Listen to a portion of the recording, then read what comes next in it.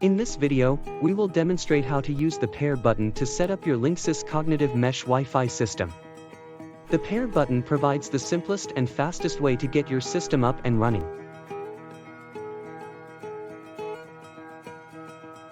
The pair button setup is only applicable for the following Linksys Cognitive Mesh Wi-Fi systems: MBE 7000 series, MX 6200 series, and LN 1100 version 2. For education purposes, a parent node is a router or node connected to your modem or modem router.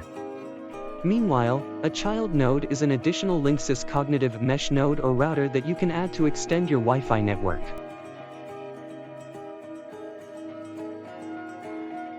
First, gather all your equipment in the same area as your modem.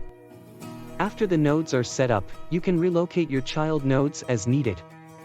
Next, power on all your nodes.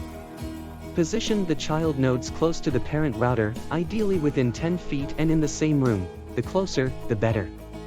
Wait until all nodes display a solid blue light, indicating they are ready for setup. If any of the nodes do not have a solid blue light, reset them by holding down the reset button for about 15 seconds, then wait until the light becomes solid blue. Next, identify the Wi-Fi network you are currently utilizing. If you have a non-Wi-Fi modem and a separate Wi-Fi router, remove the existing Wi-Fi router. Just power cycle your modem and wait until your modem has rebooted before you go to the next step. You can also proceed to the next step if you either have a non-Wi-Fi modem or a Wi-Fi router and modem in one device. Now, connect your modem to the port labeled Internet on your parent node or router.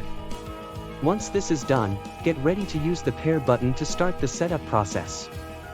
For MBE 7000 and MX 6200 series, the pairing button is located in between the reset button and power switch underneath the device.